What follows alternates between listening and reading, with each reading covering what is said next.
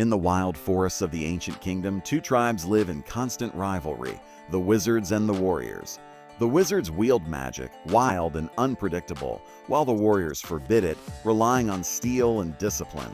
Among the wizards is Zar, a boy born without magic but desperate to prove himself. Among the warriors is Wish, the awkward daughter of fierce Queen Sycorax. Both children are considered disappointments by their parents, but fate has bigger plans for them. Zar, reckless and defiant, believes he can steal magic from dangerous creatures. Against the orders of his father, enchanted, he sneaks into the forest at night. He drags his companions, sprites, talking animals, and fellow young wizards into his mad quest. They venture near the Bad Woods, a place haunted by ancient evil. Zar believes he can capture a witch thought to be extinct, but he underestimates what still lurks in the shadows. Meanwhile, Wish struggles at warrior fort training. She is clumsy, soft-hearted, and despised by her mother for not being ruthless. Her only friends are Bodkin, her anxious bodyguard, and her pet spoon, enchanted but forbidden. Wish longs for freedom from her mother's suffocating rules. One night she sneaks into the forest with Bodkin. Then, their destiny pushes her onto Zar's path. When Zar and Wish meet, sparks immediately fly, distrust, and insults. Wizard and warrior are sworn enemies, race to hate each other. But when a dark, screeching shadow swoops down, they are forced to work together. The shadow wounds Zar, leaving a strange black mark on his hand. Wish recognizes it from forbidden scrolls. It is the mark of a witch. Terrified, they realize the witches are not extinct at all. Witches are not like wizards. They are ancient, malevolent beings of pure darkness. Their return threatens both tribes who have long forgotten how to fight them. Zar hides his infected hand, convinced it will give him power. Wish, however, knows it could consume him if not cured. Despite their mistrust, she agrees to help him. Thus begins an unlikely alliance. They return to Zar's wizard camp, where enchanted scolds Zar for recklessness. The other wizards fear Wish, calling her an intruder. Tensions rise as the boy without magic dares to protect a warrior. Enchanted warns Zar that the witches are beyond his control. But Zar is stubborn. He dreams of greatness. He secretly plots to harness witch magic for himself. At the warrior fort, Queen Sycorax senses something amiss. Her spies report sightings of strange lights in the woods. She increases her patrols, determined to crush any wizard trespassers. Wish sneaks back into the fort with Zar and Bodkin hidden. In her chambers, she reveals a secret treasure, a forbidden magical sword. It glows faintly whenever danger approaches, especially witch kind. Zar is fascinated by the sword, convinced it can help him. Wish insists it must be used for good, not reckless ambition. Their argument is cut short when the witch mark burns Zar's hand. The blackness spreads, making him weaker and more frantic. Bodkin urges them to seek help before it's too late. Together they decide to enter the Bad Woods to find answers.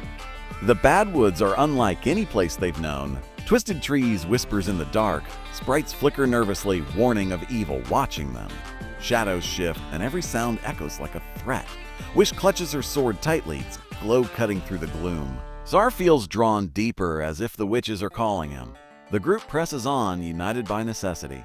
Deeper inside, they find an ancient stone circle, a ruined battlefield. Magical carvings reveal the history of the witch wars. Wizards and warriors once fought side by side against the witches long ago.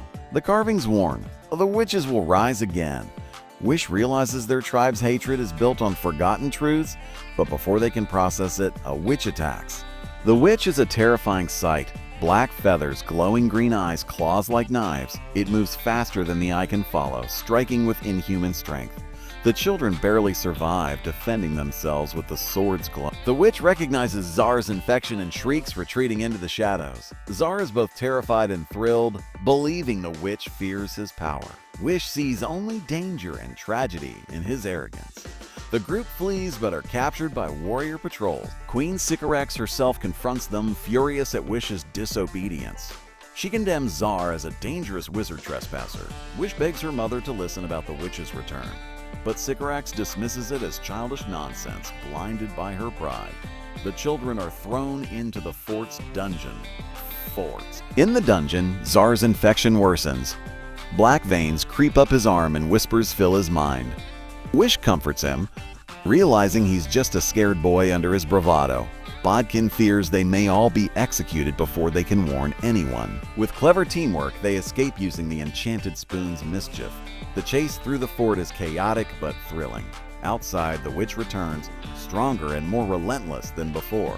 This time, it attacks the fort itself, proving the children's warnings true. Warriors panic, unprepared for such a foe. Sycorax fights fiercely but is nearly slain. Wish saves her mother with a magical sword, stunning everyone. The queen cannot deny the truth any longer. As the battle rages, Tsar struggles between corruption and heroism. Ooh. The witch's whispers tempt him with promises of power. Wish pleads with him to resist, reminding him of friendship and loyalty. For the first time, Tsar doubts his obsession with greatness. Together, they strike at the witch, forcing it to retreat again. But the mark remains on Tsar's arm, burning ominously. In the aftermath, Sycorax grudgingly acknowledges that wizards and warriors must work together. But old hatred runs deep, and her trust is fragile. Encanzo arrives with wizards, equally suspicious of warriors. The two leaders clash, nearly ruining everything. Only the children, Tsar, Wish, and Bodkin, urge them to unite. They vow to find a cure for the witch mark and prepare for war. Tsar and Wish share a quiet moment away from the chaos. Wish admits she envies Tsar's boldness, while Tsar admires her kindness. They realize they balance each other, the reckless dreamer and the cautious heart, but the bond also makes their mission heavier. They fail, both tribes, and the world may fall to the witches. Their friendship becomes their greatest strength. That night, Tsar dreams of the Witch King, the most ancient of them all. A vision shows endless forests consumed by shadow and fire. The Witch King's voice whispers, "The boy with the mark will open the way." Tsar wakes in terror, realizing he may be the key to destruction. He doesn't tell the others, fearing what they'll think, but the secret weighs heavily on him. The film builds to a climactic oath. Wizards and warriors will prepare for the return of the witches. Wish stands proudly before her mother, finally seen as more than a clumsy child. Tsar, though still marked, is honored for his courage, but neither feels safe. The threat is only beginning. As the tribes leave the battlefield, shadows stir in the Badwoods, a chorus of which screeches echoes across the land. In the final scene, Tsar looks at his marked hand under the moonlight. The veins pulse green, whispering promises of power. Wish places her hand over his, steadying him. Together, she says, "We'll face whatever comes." The camera pans to the dark forest where two glowing green eyes watch silently. The witches have awakened, and they are coming.